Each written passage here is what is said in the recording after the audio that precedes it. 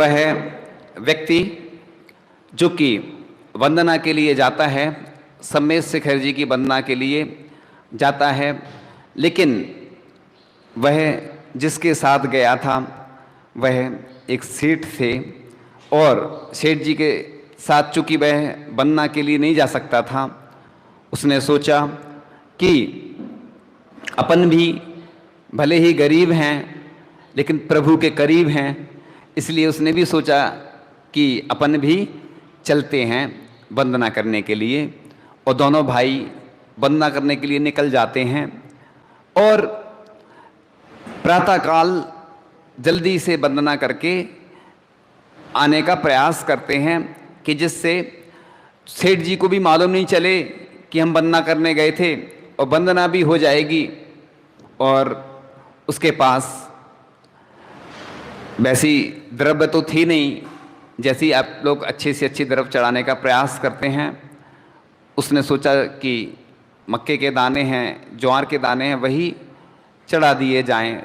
प्रभु के लिए तो जो समर्पित किया जाता है वही महत्वपूर्ण होता है, क्योंकि किसी ने कहा है तेरे दर पे लुटा दी है सब तमन्नाएं, लोग कहते हैं खुद को मिटा बैठे हैं। यानी प्रभु के प्रति जो समर्पण होता, जो भक्ति होती, जो श्रद्धा होती, जो आस्था होती, वही महत्वपूर्ण होती है। श्रद्धा भक्ति आस्था में ये नहीं देखा जाता कि क्या चढ़ाया जा रहा है। अगर वो है बहुमूल्य वस्तु चढ़ाई जाती है तो उसका वह अमूल्य हो चढ़ाई जाती है तो वह भी महत्वपूर्ण हो जाती है, बहुमूल्य हो जाती है, अनमोल हो जाती है।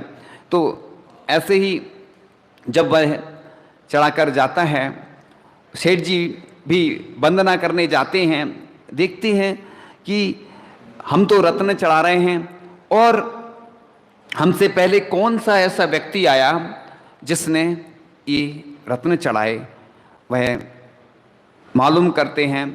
दूसरे दिन उनके जो और व्यक्ति थे, सदस्य थे उनके साथ में, जो उनको यह देखने के लिए लगा दिया जाता है कि आपको ये देखना है कि कौन सा व्यक्ति आया जो बहुमूल्य रत्न चढ़ाकर चला गया। वह इसकी परीक्षा के लिए वहाँ पर एक व्यक्ति को नियुक्त कर देते हैं। उसके बीच में हमें एक व्यक्ति का और संस्मरण याद आ रहा है कि इतना पवित्र स्थल है सम्मेद शिखर जी कि गणेश प्रसाद वर्णी जी का एक उदाहरण याद आ रहा है श्रद्धा आस्था के संबंधी, कि जब वह परिक्रमा कर रहे थे सम्मेद शिखर जी की, तो सम्मेद शिखर जी की वंदना करते करते उनका जो भी समय हो, ग्रीष्मकालीन भी हो सकता है, उनका कंठ सूखने लगा प्यास के कारण। अब उन्होंने कहा, हे पार्श्वनाथ भगवान, मेरा कंठ सूख रहा है, हे भगवान अब आप जानो। उन्हें ये नहीं कहा हमें पानी मिल जाए, व्यवस्था हो जाए, अब भगवान आप जानो, क्योंकि यदि मेरा मरण हो गया कंठ सूखने से तो लोग यहाँ आना बंद कर देंगे, और अब आप जानो भगवान, मैंने तेरे ही भरोसे भंवर में नैया डाल दी। अब थोड़ी देर कुछ दूर आगे चलते हैं और आगे चलते चलते एक कुंड जैसा मिलता है उनको, उधर वह जल ग्रहण करते हैं।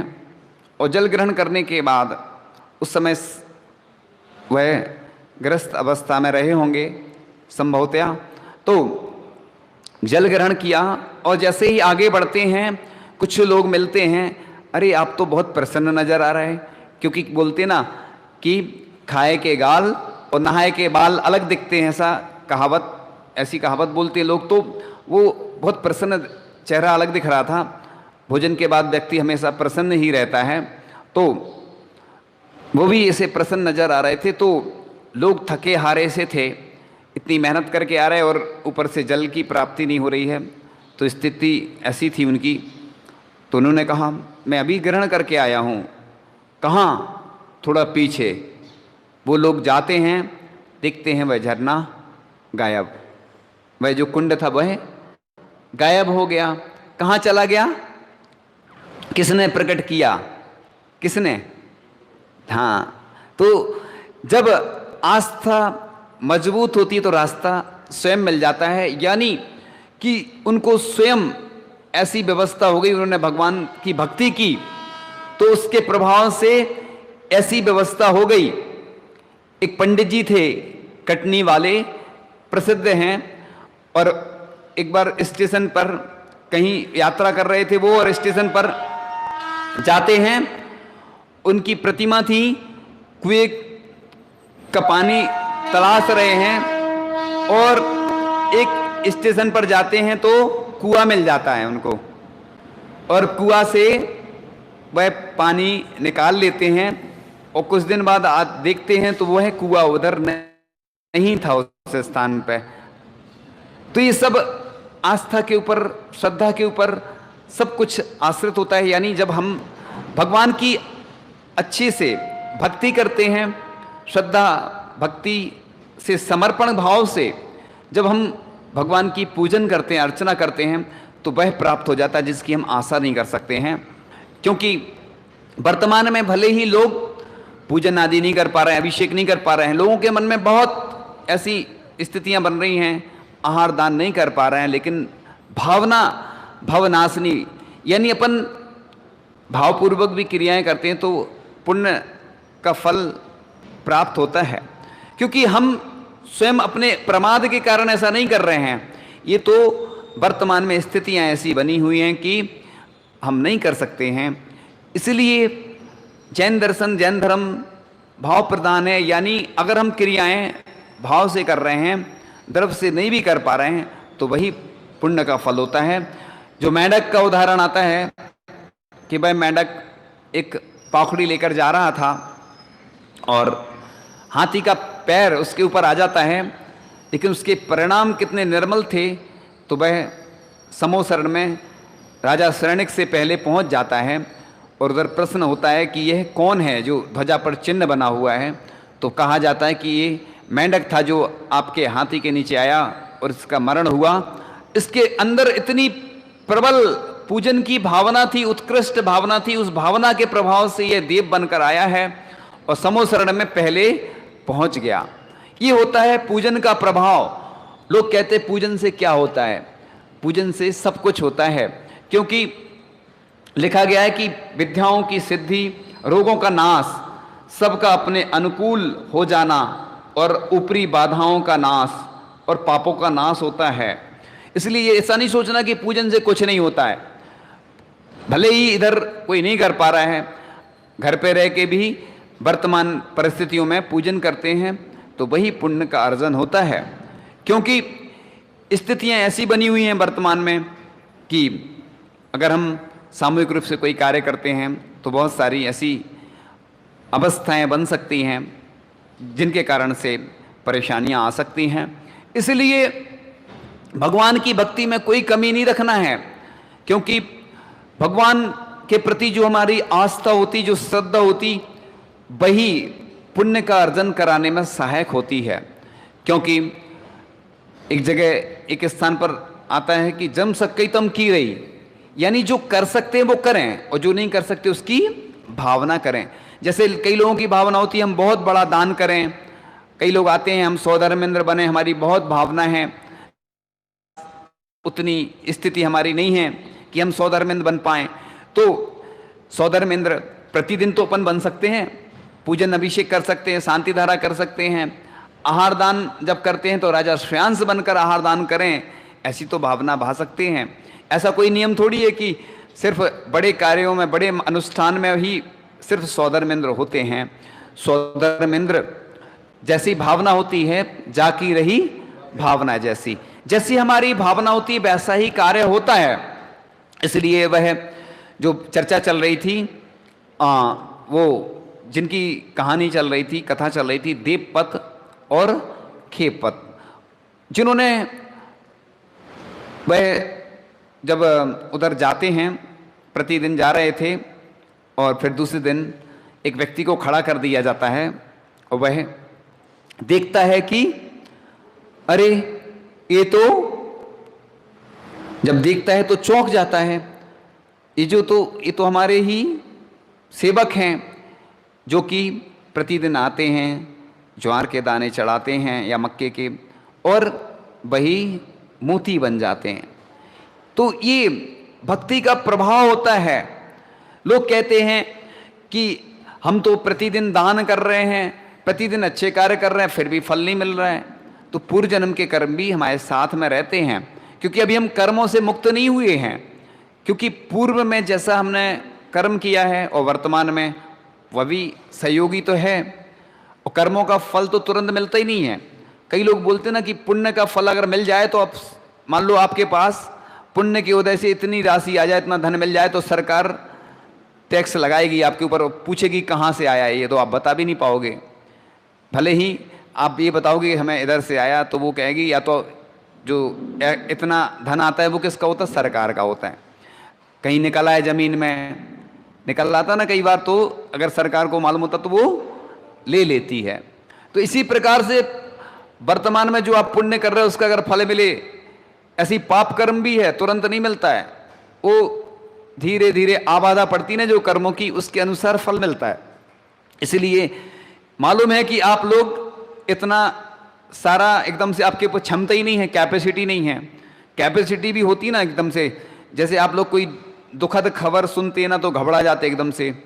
कई लोगों को अटैक आ जाता है ना सुनते ही, जैसे कोई एक्सपायर हो गया, कोई ख़त्म हो गया, ऐसी घटना, या कोई घाटा लग गया, ऐसी घटनाएं लोग एकदम से सुनते तो घबरा जाते। इसलिए किसी को ऐसी खबर नहीं दी जाती कई बार कि एकदम से दे दो तो वो घबरा जाएगा, तो धीरे धीरे बताते हैं वो अभी स्वास्थ्य खराब है, फिर धीरे धीरे कुछ दिन बाद फिर उसकी सूचना दे देते हैं।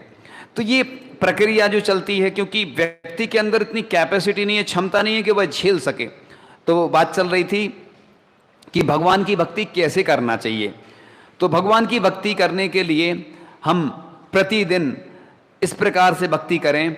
जैसे एक व्यक्ति का उदाहरण सुना था कि मेरठ का एक व्यक्ति है जो प्रतिदिन सौधर्मेंद्र बनकर, अच्छे स्वर्ण के मुकुट लगाकर, कानों में कुंडल पहनकर, और भी जो जो होते हैं ना सब स्वर्ण के पहनकर फिर पूजन करता है भगवान की। तो पूजन भक्ति ऐसी होना चाहिए, कंजूसी से नहीं होना चाहिए। लोग क्या करते, जब दान की बात आती है, द्रव्य की बात आती है, तो लोग क्या मंदिर की चढ़ा जाते हैं द्रव्य, पुण्य नहीं लगता उसमें। मंदिर की ही धोती पहनते, मंदिर का ही सब करते हैं, तो भगवान को पुण्य लगेगा, तुम्हें नहीं लगेगा क्योंकि तुम किसकी द्रव्य चढ़ा रहे हैं, भगवान की चढ़ा रहे ना। ये तो निर्माल्य है। निर्माल्य का अर्थ होता है कि तुमने जो भगवान को समर्पित कर दिया वो निर्माल हो गया। चाहे तुमने मकान दे दिया, चाहे दुकान दे दी, चाहे भगवान को जो भी अर्पित कर दिया, अब वो निर्माल हो गया। यानी इधर तो कई लोग हमने देखा जब पूजन करते हैं ना, पहले हम भी नहीं समझते थे, लेकिन धीरे धीरे समझने लगे कि पहले लोग क्या करते थे, जैसे द्रव्य चढ़ाते थे तो फिर अंगोछी से कपड़ा रहता ना वो, उससे पोंछते थे। तो हम समझते थे कि ये क्यों पोंछते, अब समझ में आया कि वो निर्माल मानते लोग उसको, कि चढ़ा दिया मतलब अब निर्माल हो गया, तो अब अपन को फिर से एक बार हाथ साफ करना है।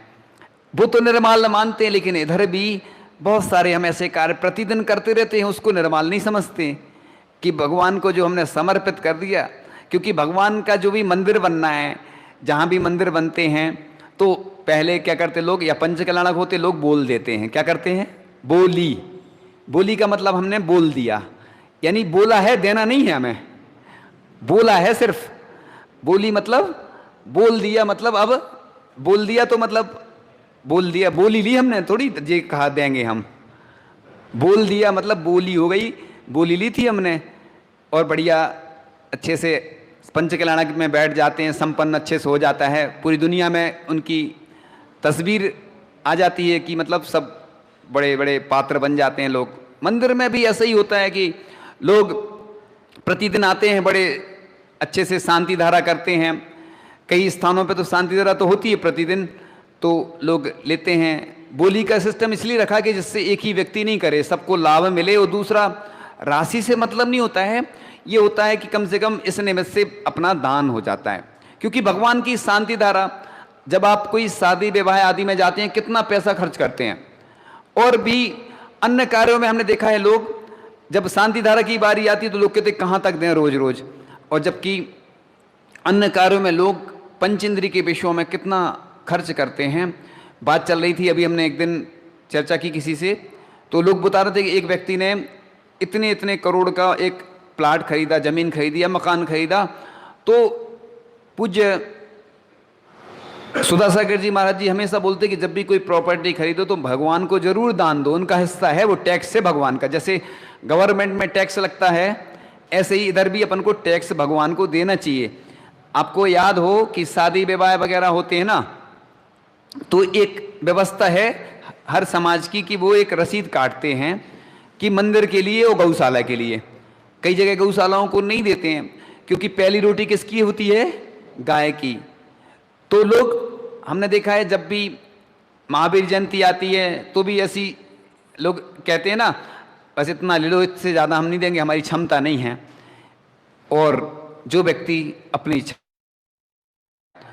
उसका वह धन बेकार हो जाता है, क्योंकि खजुराहो की प्रशस्ति में लिखा है कि जो पूजन आदि की व्यवस्था करेगा मैं उसका दासानुदास रहूंगा। खजुराहो की प्रशस्ति में लिखा है, यानी जो पूजन करता है या जो व्यवस्था करता है, इसलिए पूर्वज हमारे कितनी जमीन आदि दान दे गए मंदिर के लिए। क्यों दे गए? जिससे हमारे मंदिर की व्यवस्था चलती रहे। तो मंदिर के लिए जो अर्पण किया जाता है, समर्पण किया जाता है, उसको हम अपनी स्थिति जैसी है पहले से बता दें तो उसमें कोई दोष नहीं लगता अपन को। और आपने एक दिन भी अगर मंदिर का पैसा रख लिया अपने पास तो निर्माल हो गया वो। अब अपन को अगर ब्याज नहीं दे रहे तो दोषी हैं अपन। इसलिए अपन हमेशा भगवान के प्रति समर्पण भाव से ही वह वस्तु अर्पित करें। अगर अपनी स्थिति नहीं है तो कोई जरूरी नहीं है, अगर कोई मान लो गरीब व्यक्ति है, उसकी स्थिति नहीं है, तो जरूरी नहीं कि वो दान दे। दान देना आवश्यक तो है, लिखा भी है कि अपना एक परिग्रह कम होता है, इसलिए मुनि महाराज भी उपदेश देते हैं, शास्त्रों में भी लिखा है। लेकिन ये भी लिखा है कि अगर शक्ति नहीं हो तुम दे रहे हो तो ये भी दोष है। इसलिए अपनी शक्ति के अनुसार ही, सामर्थ्य के अनुसार ही दान देना। और दान देने में अगर कंजूसी कर ली तो जो आपके पास धन है वह सब चला जाएगा, क्योंकि लिखा है दान भोग और नाश। या तो दान करो या भोग करो या नष्ट तो होना ही है। क्योंकि धर्म रत्नाकर एक ग्रंथ है, उस ग्रंथ में लिखा है कि 17%, 25%, 17%, 10%, यानी उत्कृष्ट मध्यम जघन। ये परसेंट तो अपन ने बनाया, उसमें परसेंट नहीं लिखा, ये तो अपनी सरल भाषा में समझाने के लिए व्याख्या है। उत्कृष्ट मध्यम जघन यानी आप जितनी आपकी महीने भर में आमदनी है, मान लो प्रतिदिन की है, उसमें से 25% दान करो उत्कृष्ट, नहीं तो 17% करो, नहीं तो 10%। कई ऐसे व्यक्ति हैं जो क्या करते हैं, भगवान को अपना पार्टनर बना लेते हैं। क्या बना लेते हैं? पार्टनर। भगवान धंधा हम ये कर रहे हैं, आप पार्टनर हो हमारे।